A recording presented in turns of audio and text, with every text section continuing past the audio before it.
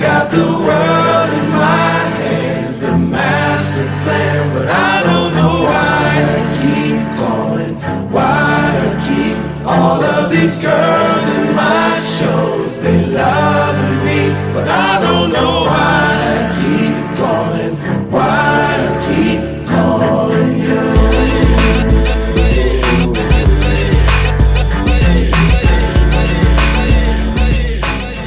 What's up, world? Welcome back to the Combo Starters Pod. I'm your host, Be Honest. I want to thank y'all for checking in with us. Thank you for tapping in because today is the first day of football. And before we go too far, I am the sole owner and proprietor of this media platform and broadcast company that you are watching and that you are viewing. I want to give a big shout out to my unofficial official sponsors, Shea Bala Portier. Appreciate it, Unc. Shout out to everybody over at Nightcap, Unc and Ocho. Shout out to all my Raider Nation fans, family. You know, going down is week one. It's week one of the NFL season. So, but tonight, before we get to the big slate games on Sunday, we have the Ravens and the Chiefs tonight. We have the Packers and Eagles tomorrow. The Packers and Eagles game is the most interesting out of the two because it's in Brazil. It's in South America. And a lot of teams, well, a lot of players, there's not a lot of teams, there's only two teams. There are a lot of players who are voicing their opinions about, you know, going to Brazil because of the things people have heard, the stories that have come out about the country and, you know, just the overall atmosphere. The whole key is to go in there and win a game, play a game, win a game, come back safely. You know?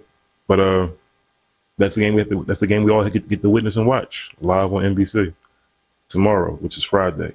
But today is kickoff Thursday. Today is kickoff Thursday, and we have the Ravens and the Chiefs. The Chiefs will be starting their season looking to go on a three-peat, which makes me fucking sick saying it. The Chiefs are looking for a three-peat. Fuck the Chiefs. Fuck the motherfucking Chiefs. Don't do that. But, you know, they'll be taking on the Ravens tonight, and taking on the Ravens is going to be a difficult task because Lamar Jackson now has Derrick Henry to have to hand off the ball to. He now has Zay Flowers returning. He's now like in his second season, so he should be better this year. They brought back Nelson Aguilar, but you know, we'll see what happens with that. All I can think about with the ball, that's crazy. That's crazy. But you know, the Chiefs and the Ravens will be a good matchup. It will be the rematch of the AFC Championship from last year. So we'll get to see how the Ravens and the Chiefs look in the beginning to start the season because most people had them ending the season against each other again. But that's neither here nor there. Let's get to our threats that we have because like every season, everybody has speculation, everybody has opinions, everybody has what they think might happen. I got a few threats of my own that I feel like is going to happen, and you might not like them. Nick Sirianni is the first on my list. Nick Sirianni, you're first on my list, sir. I'm not going to lie to you. I'm not going to lie to you, Nick Sirianni. This is a season where you have to prove yourself, okay? I have faith in Nick Sirianni. You know, just watching from afar, I have faith in Nick Sirianni. The problem is you have to keep Saquon healthy, okay? You and Kellen Moore's biggest job this year is to keep Saquon healthy and make Jalen Hurts perform at a higher standard that he should be performing at. That he should be performing at. But I don't know, Nick Sirianni. I don't know. It all depends on your play calling and decision making as a head coach, based on how far the Eagles will go this season. And Friday's the first day. Tomorrow's the first fucking day. You can take it on the Packers, the hottest team. One of the two hottest teams in the NFC last year, between the Packers and the Lions, who are from the same division. So they'll be fighting it out as the season goes on, and they're looking to get the one up on the Lions early and on you because you're in the same conference, you know? So, let's see how it goes. Speaking about in division and in conference, I have one big gripe because everybody talks Cowboys. Everybody loves talking about the Cowboys. Get him out of here. Get him out of here. The people in my studio right now are turning their faces up. People here. I work with a bunch of Eagles fans, so mentioning the Cowboys to them is just, this is some bullshit. You know, a big disappointment. You have The Cowboys. This is one of my biggest threats. So let's get to the threats, because a lot of teams this year brought in running backs, right? For a long time, running backs were always the last thing I thought most teams would invest in, because as the years go on, teams cut running backs, teams move on from running backs. I just mentioned Derrick Henry is now on the Baltimore Ravens. So with that being said, the Cowboys, they brought back Ezekiel Elliott. He had time in New England, he had time at home. Then the Cowboys brought him back. The Cowboys brought back Zeke Elliott because the Tennessee Titans, who moved on from the aforementioned Derrick Henry, they brought in Tony Pollard. I mean, no offense to Tony Pollard, but do people think Tony Pollard is an every down back? You gotta wait and see. You have people like the Green Bay Packers, who brought in Josh Jacobs from my Raiders organization, who needs some more running back help. But we have Zamir White. I'm not going to get too far into that, because we have Zamir White. I can't harp on Josh Jacobs making a decision for himself and not want to play for the Raiders another season. But the Packers, he is now a Green Bay Packer, and I'm still stuck on Zamir White. I will have to see what Zamir White does as the season goes on, because as a Raiders fan, we have to see. Josh Jacobs, who we all invested a lot of our time into as Raiders fans, is now a Packer. I said Josh Jacobs being on the Packers will give Jordan Love a lot of help this season, because Jordan Love had a breakout season last year, and just like C.J. Stroud, it's no longer a surprise. It's no longer a surprise at all. Okay, so when you have Josh Jacobs, like I said, a new running back in a new place with a good team. You have the Washington Commanders. They brought in Austin Eckler from the Los Angeles Chargers. San Diego. I don't get it. But they brought in Austin Eckler from the Chargers. What? Right. Bro, right. what are you talking about, man? Who knows? Anyway, there's been a lot of running backs moving around the NFL this offseason. Like with the Eagles bringing in Saquon. You have the Texans. The Houston Texans, to me, made the biggest splash in the running back market this offseason. They brought Joe Mixon in to help C.J. Stroud. Now, watching the Bengals play, you will understand that Joe Mixon is the most important part of their team. People say it's Joe Burrow. I understand that part. He's the quarterback. The quarterback is usually the most important part of any team. But if you have a good running back, like a person like Joe Mixon, that triangle offense between Joe Burrow, Joe Mixon, and Jamar Chase, outstanding. But then with the Bengals, you would add in people like Tyler Boyd and T. Higgins, C.J. Uzomah during the time when they had him. You filled your whole roster out. You filled out every skill position you need, a dynamic type piece that fits your offense. To me, the Bengals don't have that safety on offense anymore, which would be Joe Mixon. He's now in Houston. I'm not sure who the Bengals brought in. I think it's Devin Singletary they brought in, or the Giants got Devin Singletary. Something to that effect. The Bengals, put it like this: they don't have a house name running back at the moment. So, say with that as you want. Take it where you want to take it. There are a lot of teams this year with new running backs in new places, new faces with new teams. And to me, the running back is the most important part, because if you don't have a running back you can be safe with on first down, you're not going to make it to third down or get a first down before third down. Like, you'll be punting most times. Like, if you don't have a good running back, you'll be considered to be a punting team. You'll be a one-trick pony offense. Shit is crazy. I mean, you could have different options. Like, okay, there's some more threats for you. You can have different options like the 49ers. The 49ers are a threat to make it to the Super Bowl, right? But it's also a threat for the 49ers and Kyle Shanahan to possibly be fired. I'm just going to put it out there. I know a lot of Niners fans won't like to hear this.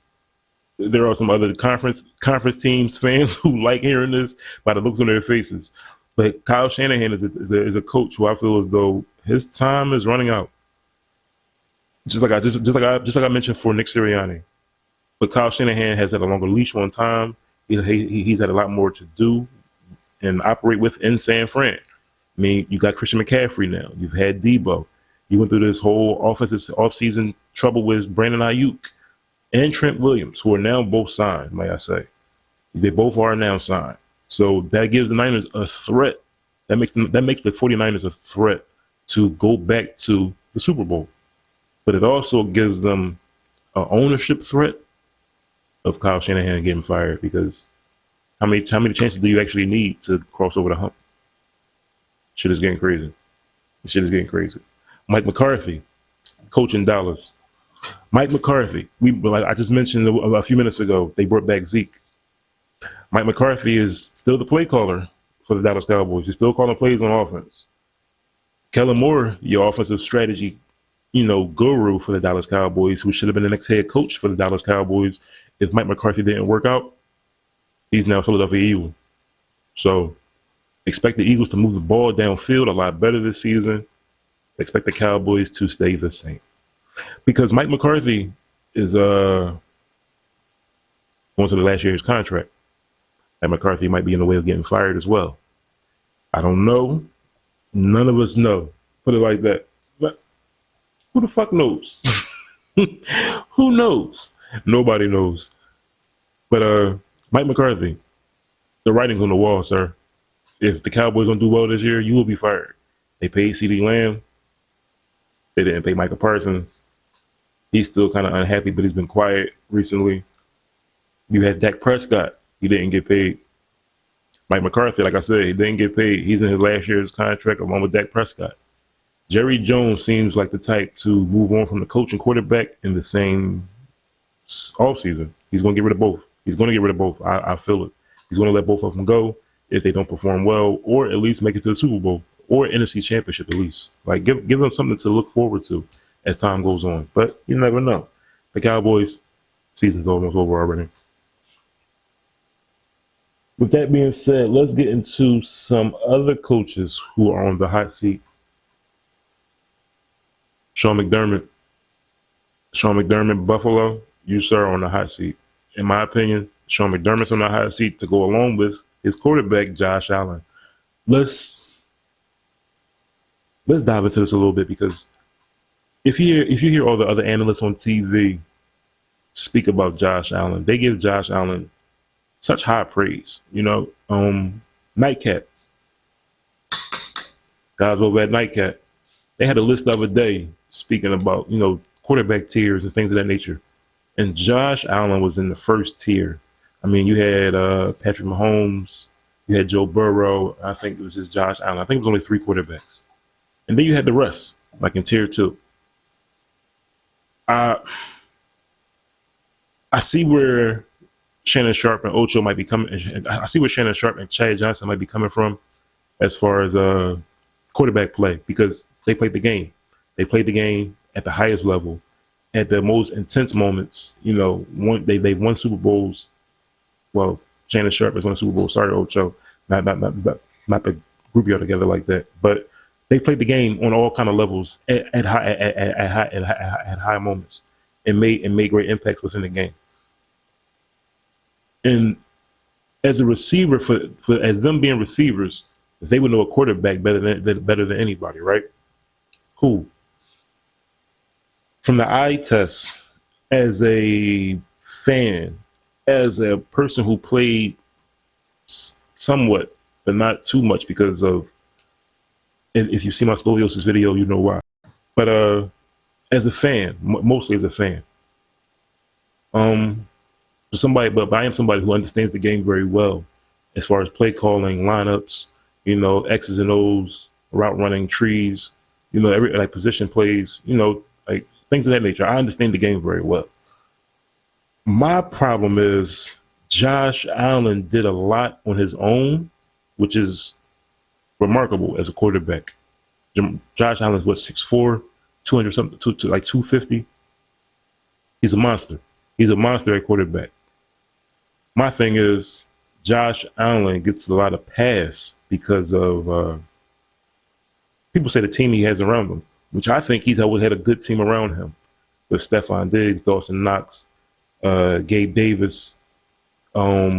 Shit. You had Devin Singletary. You had Zach Moss at running back. What's the problem in Buffalo? Is it the coaching?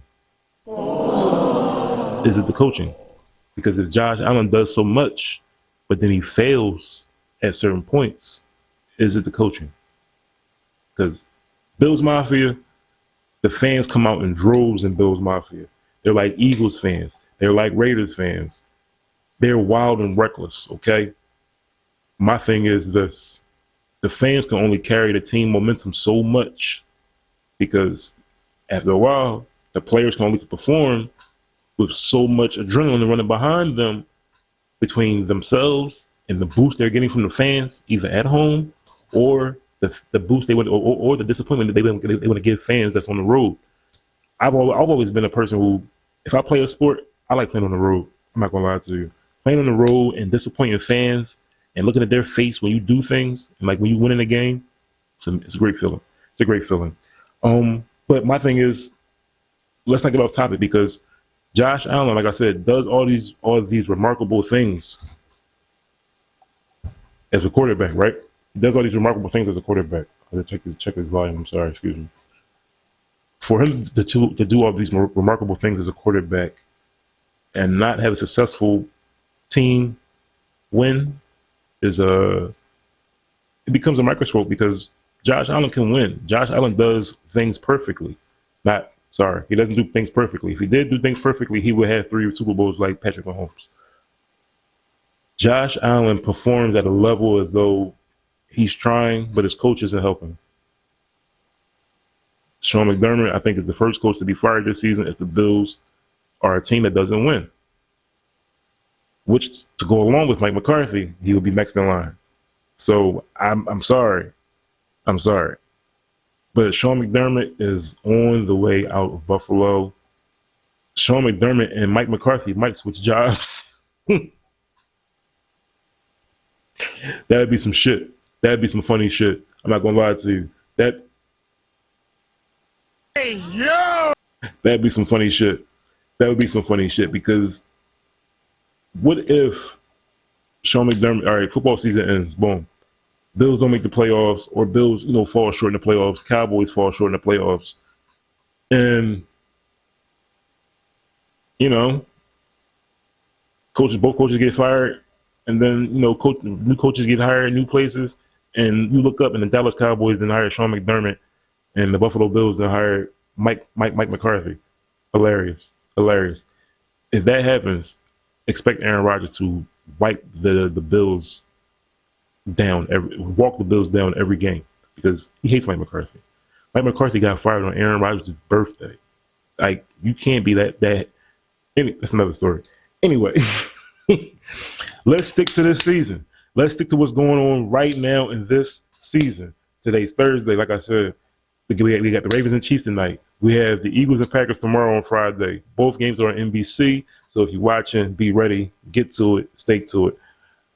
We have a bit of weird news to talk about for this NFL season because it's my first time hearing about this as far as intense as it is, or as in depth as it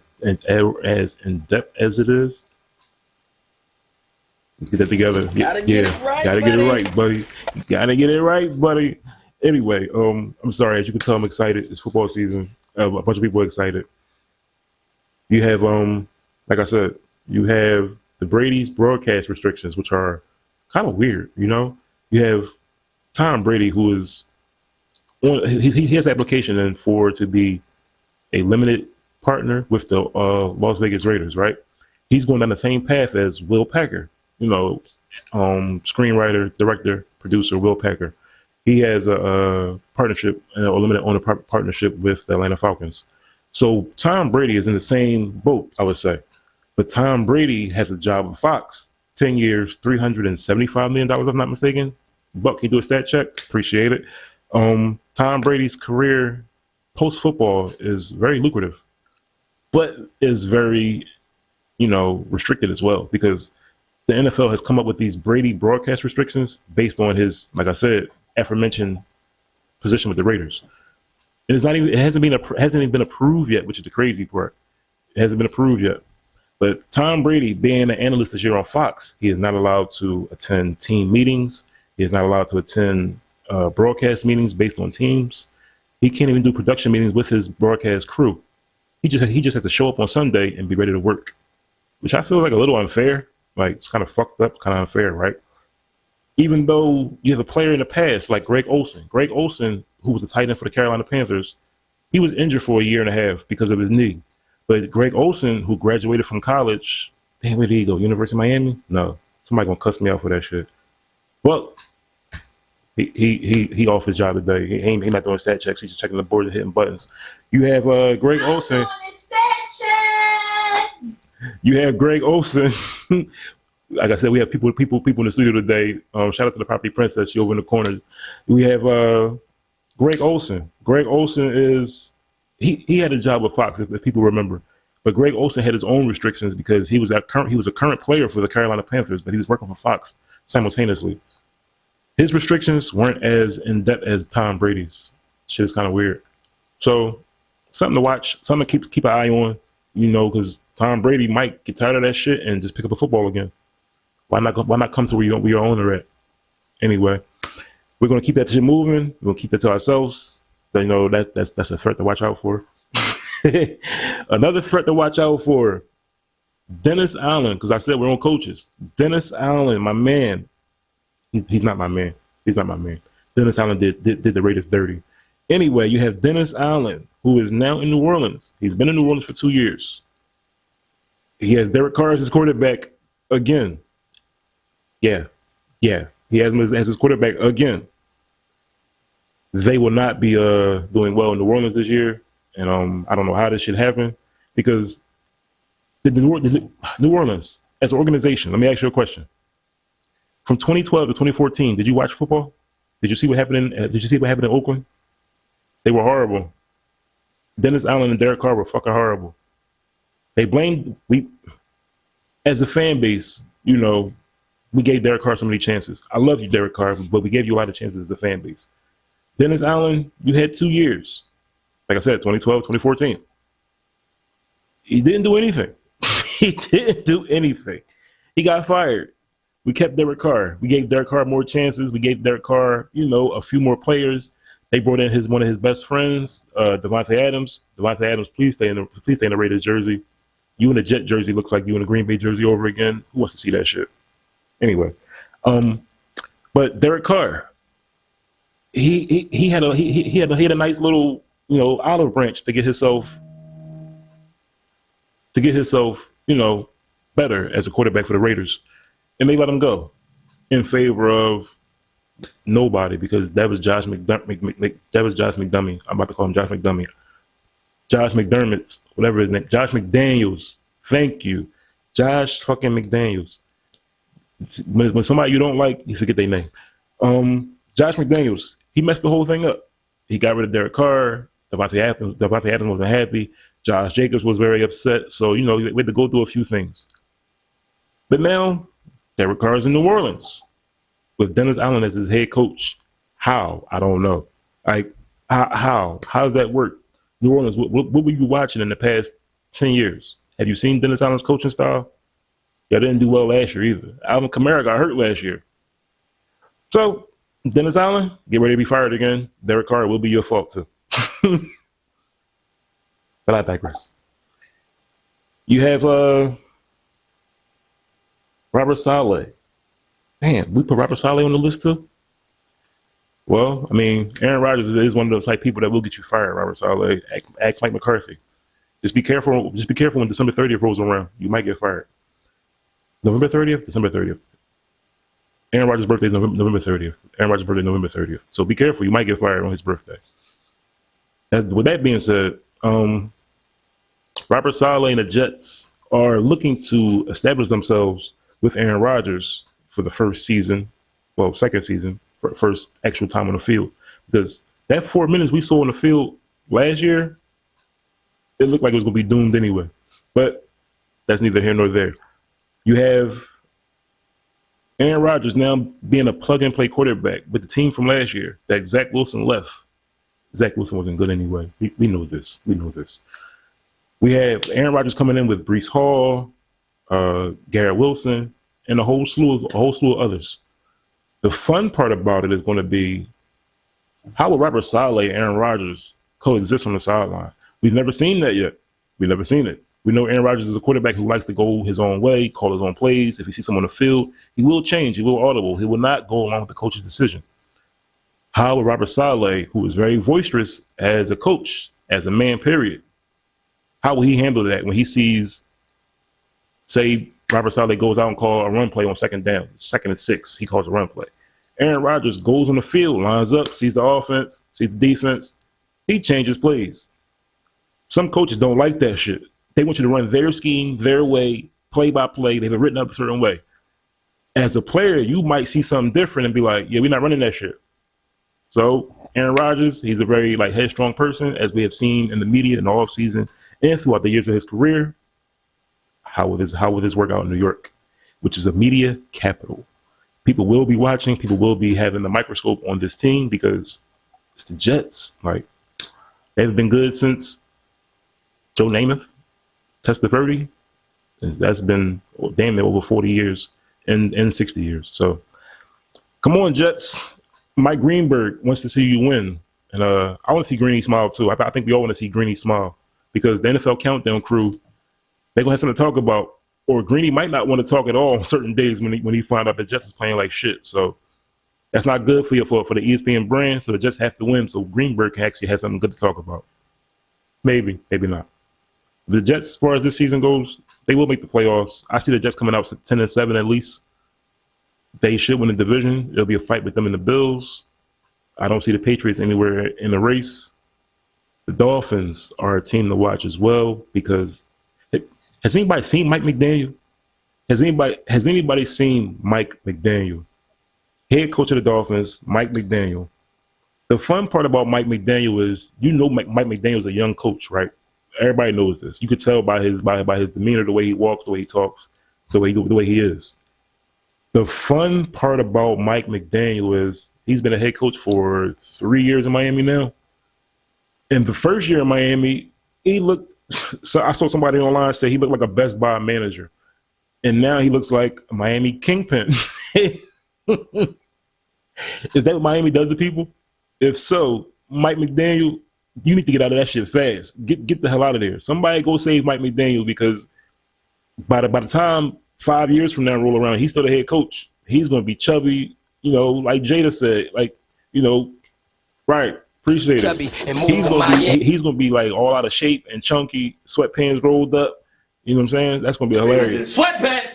Oh yeah, yes I am. So what? Stocked up sweatpants at that.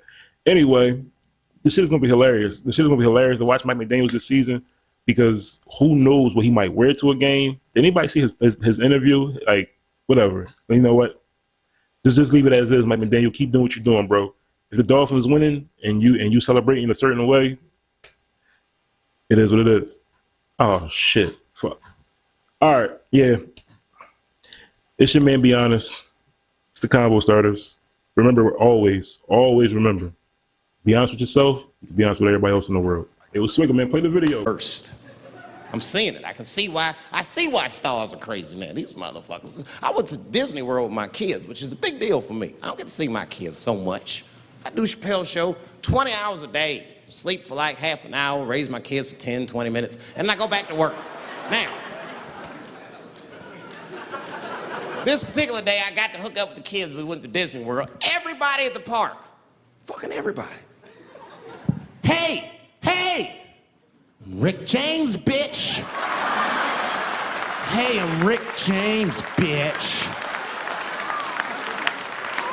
It's like, hey, man, hey. You mind not calling me a bitch in front of my kids? Time out, motherfucker. We take a day off. Even Mickey Mouse did it. I said, this is the most unprofessional shit I have ever seen in my life. Rick James, bitch. Oh, I was fed up. I caught that motherfucker with an uppercut. Bop! Knocked his head clean off. Everybody was screaming. Oh my God, oh my God. Mickey Mouse is Mexican.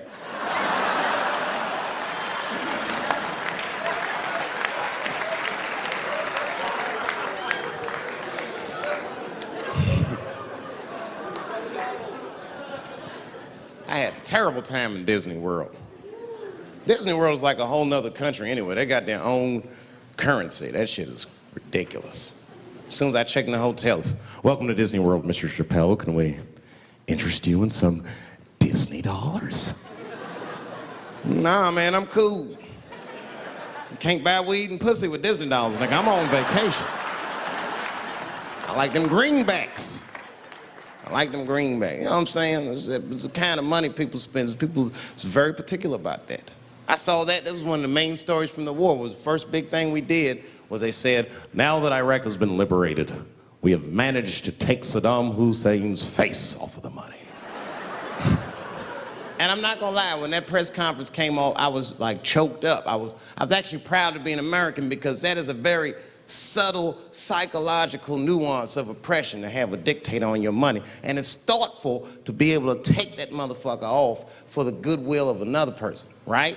But then I thought, well, if you could do that for Iraq, what about our money, man? Our money looked like baseball cards with slave owners on. George Washington is the worst of the worst. Yes, I said it. You mythologize this motherfucker like he was the greatest dude, man. If I went back in time with a white person and we saw George Washington walking in front of our time machine, my white friend would probably be like, oh my God, Dave, look, there's George Washington. It's the father of this great nation. I'm gonna go shake his hand. I'd be on the other side like, run, nigga, George Washington. And we'd both be right. You like him because he wrote the Declaration of Independence and all that shit. We hold these truths to be self-evident. All men are created equal. Go get me a sandwich, nigger, or I'll kill you. Liberty, justice for all. Am I wrong? Am I wrong? Wait a minute, did he not own slaves? Didn't he own slaves? That's all I'm saying. I almost protested the war in the beginning. Almost. Until I saw what happened to them Dixie chicks. I said, fuck that. If they'll do that to 3 white women, they will tear my black ass to pieces. I don't want to hear that shit. Yeah, man, they would. But I'm like, for real, why you care so much what the Dixie chicks say? It's not like they political scientists or nothing. They just bitches that can sing good. You know what I mean? Stop worshiping celebrities so much. Just don't listen, don't pay attention. I remember right around September 11th, Ja Rule was on MTV. That's what they said. They said, we got Ja Rule on the phone. Let's see what Ja's thoughts are on this tragedy. Who gives a fuck what Ja Rule thinks at a time like this, nigga? This is ridiculous. I don't want to dance, I'm scared to death. I want some answers that Ja Rule might not have right now. You think when bad shit happens to me, I'll be in the crib like, oh my God, this is terrible. Could somebody please find Ja Rule, get hold of this motherfucker so I can make sense of all this. Where is Ja? Add me Ja Rule.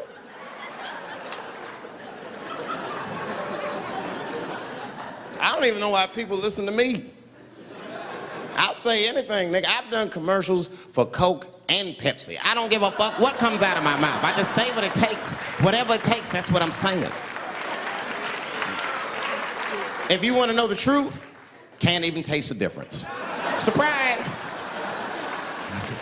All I know was Pepsi paid me most recently, so tastes better. It's pretty much how the game goes. I'm just being real, man. There's too much goo-gagging over celebrities. People don't know what's fake and what's real anymore.